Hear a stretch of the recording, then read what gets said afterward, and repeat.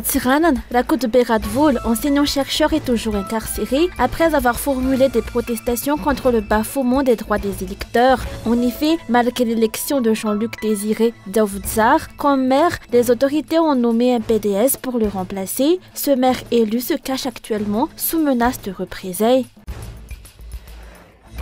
11 février 1975, 11 février 2025, une cérémonie commémorative du 50e anniversaire de l'assassinat du colonel Richard Latimandjav a eu lieu ce matin en Bouzatouf. 50 ans après, le général Désiré Ramakaveil a déploré que la réalité actuelle des Malgaches soit à l'opposé des aspirations de cet ancien chef d'État.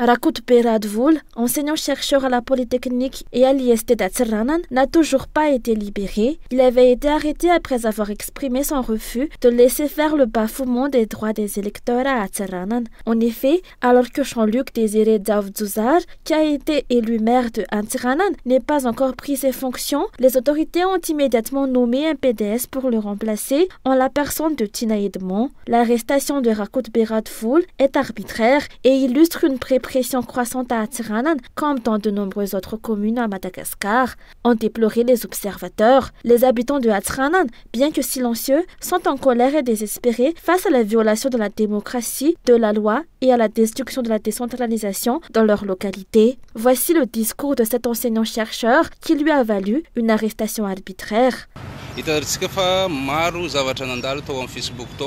Habitants de Diego, nous avons circulé de nombreuses informations sur les réseaux sociaux. Tout ce que j'ai dit était vrai. Lorsque l'on dit la vérité, on devrait être écouté. Je suis arrivé 15 minutes à l'avance, je vous attends, mes amis. Si vous venez, tant mieux, si vous ne venez pas, je serai toujours là.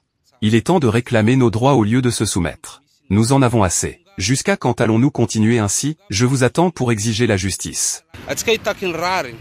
Selon les informations, le maire élu d'Atziranan 1, Jean-Luc Désiré Davoudzar, se cacherait actuellement en raison des menaces et des tentatives d'arrestation qui pèsent sur lui. Face à la situation actuelle, je suis obligé de me cacher, car je suis recherché, vivant ou mort, pour être arrêté. Madagascar est-il encore un état de droit ou bien la dictature et l'autoritarisme sont-ils désormais la norme? Telles sont les questions soulevées par les politiciens et la société civile à Atziranan. Pendant ce temps, la population suit avec inquiétude et désarroi l'évolution de la situation.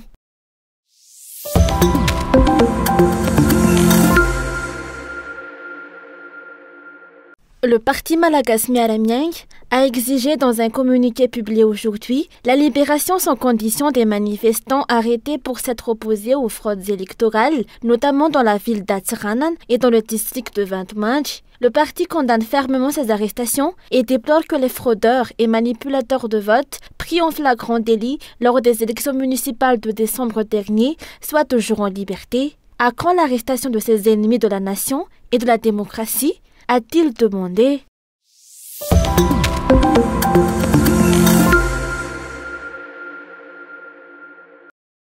Une cérémonie commémorative du 50e anniversaire de l'assassinat du colonel Richard Latimandjav a eu lieu ce matin à Bouzatouf. 50 ans après, de nombreuses questions restent sans réponse concernant cet assassinat mystérieux. Le général Désiré Ramakaveil, qui était alors directeur de cabinet et ministre de la Défense sous le régime du colonel Latimandjav, a affirmé que ce dernier a quitté son bureau en bonne santé et que c'est ensuite qu'il a été assassiné. Le colonel Latimandjav était connu pour avoir mis en place un système basé sur les Fuknul, visant à impliquer la population à la base dans le développement du pays et à renforcer la démocratie.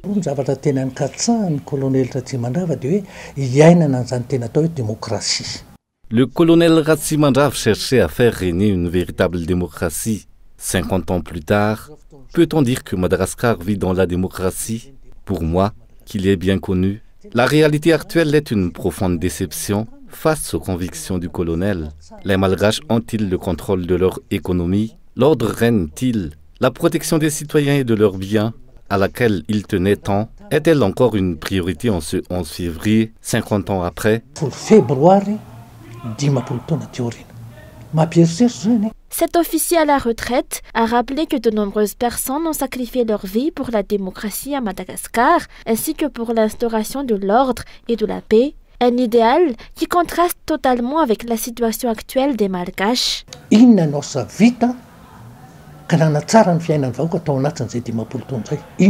Qu'a-t-on accompli en 50 ans pour améliorer la vie de la population? À nous d'y répondre. Ce n'est pas une question de partisans ou d'opposants, c'est une question d'histoire. Nous avions une place de la démocratie. Où est-elle aujourd'hui? Beaucoup de jeunes ne savent même plus où elle se trouve, car elle est désormais inaccessible.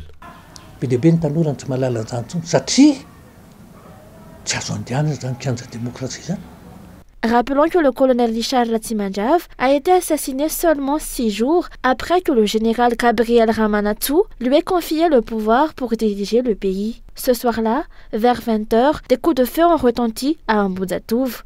Le colonel venait de présider une réunion à Anous en tant que chef d'État et prenait la route pour son domicile à Nzoui. Selon le général Ramakaville, de nombreux jeunes ignorent aujourd'hui cette page de l'histoire de Madagascar. Des enquêtes approfondies devraient également être menées afin d'éclaircir les faits et d'éviter toute manipulation historique.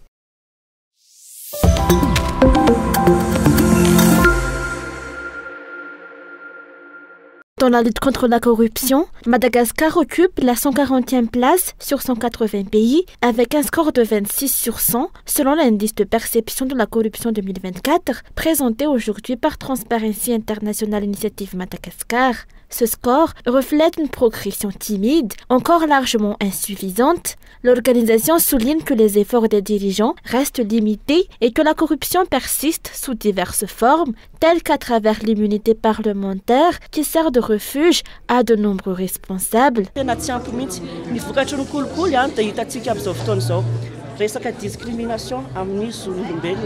Les conséquences de la corruption sont visibles partout actuellement, violation des droits de l'homme, une démocratie vacillante, et un manque de volonté des dirigeants à mener un combat sérieux contre ce fléau. L'immunité parlementaire reste également une question préoccupante. En décembre dernier, un député a été impliqué dans une affaire de corruption. À cela s'ajoutent l'insécurité et les irrégularités électorales. En somme, nous avons encore beaucoup à faire. Le Danemark a obtenu le meilleur score de l'IPC 2024, soit 90 sur 100, suivi de la Finlande et de Singapour, selon le rapport. Ce résultat met en évidence le chemin qu'il reste à parcourir pour Madagascar en matière de lutte contre la corruption, même si le pays a avancé d'un point. Malgré la mise en place de plusieurs mécanismes et de systèmes de lutte contre la corruption, des efforts considérables restent à fournir. La priorité est de renforcer le soutien financier au système de lutte contre la corruption, car les corrupteurs disposent de ressources considérables, et la corruption elle-même génère de l'argent.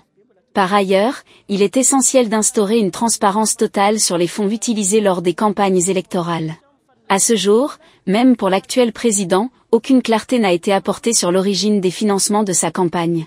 C'est pourtant la base pour un pays qui se revendique engagé contre la corruption.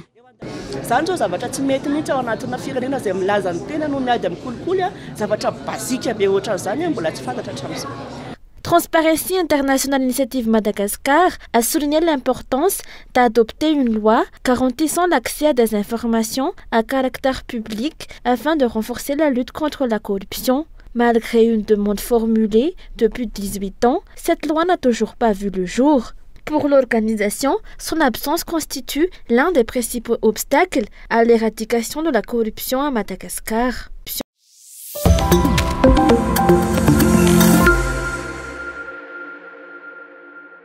Les financements obtenus par Madagascar arrivent actuellement au compte-gouttes par rapport à la multiplication des voyages à l'étranger des dirigeants malgaches. Les partenaires financiers et techniques deviennent de plus en plus réticents à soutenir un État dont la gestion des fonds publics est perçue comme opaque et inefficace. Tel est le cas du Fonds monétaire international qui tarde à débloquer le reste des fonds prévus dans le cadre de la facilité élargie de crédit et de la facilité pour la résilience et la durabilité pour Madagascar.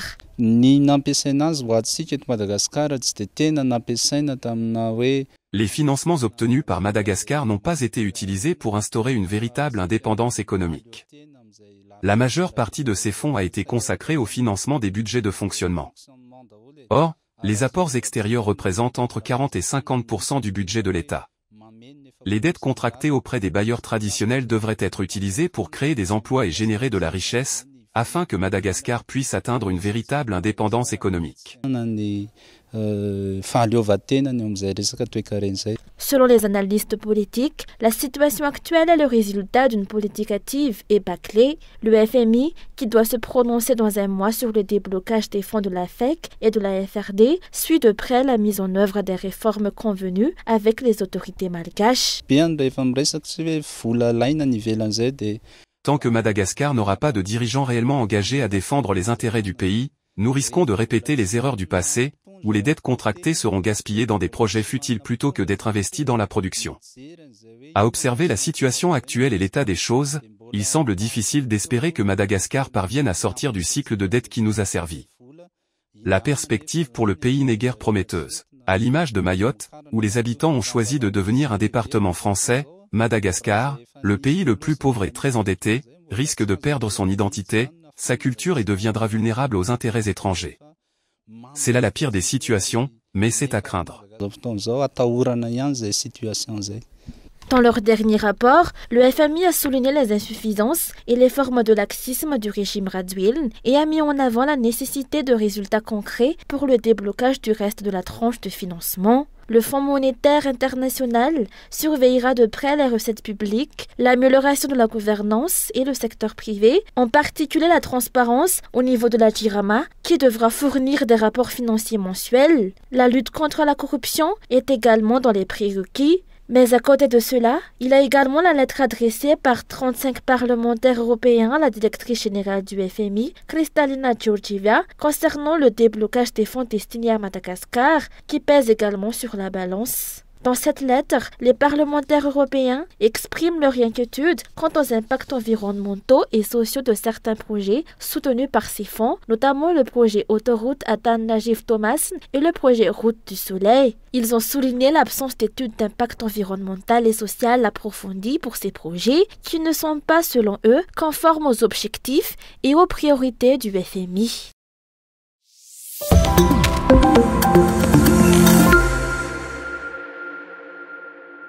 Il est désormais prouvé que les dernières élections ont été entachées de fraude, a déclaré aujourd'hui le parti Maïev. Il s'agissait plus d'une manipulation de la volonté populaire que d'un véritable changement politique. Au lieu de chercher à résoudre les problèmes auxquels le pays est confronté, le pouvoir en place semble plutôt aggraver les difficultés des citoyens. Nous appelons les dirigeants, surtout le président, à s'impliquer dans la résolution des problèmes du pays, sans attendre que des puissances étrangères leur dictent leurs actions. Il est également essentiel d'éclaircir et de régler les tensions autour des îles du Nord, notamment Nussakati. Rappelons que des litiges fonciers similaires ont conduit à la poursuite des dirigeants de 2009. Va-t-on répéter l'histoire? Ou bien, lorsque c'est vous qui cédez des terres, cela ne pose-t-il aucun problème? Si vous voulez remplacer tous les maires et PDS de l'île par vos partisans, faites donc et nous verrons si cela apporte un véritable changement. Face à cette situation, les Malgaches doivent faire preuve de lucidité et refuser toute instrumentalisation politique. La majorité de la population est exploitée par les dirigeants actuels qui ont instauré une culture de l'assistanat à travers des distributions ponctuelles, freinant ainsi l'autonomie des citoyens. Une telle politique ne saurait apporter de réels bénéfices aux Malgaches.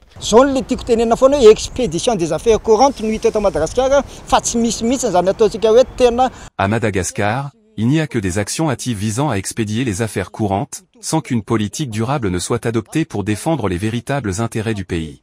C'est ce qu'on appelle du sophisme. Je lance un appel aux dirigeants pour qu'ils améliorent les conditions sociales des Malgaches, qui ne peuvent plus supporter leurs difficultés, tout en soulignant que notre manière de mener la politique aggrave encore leur situation.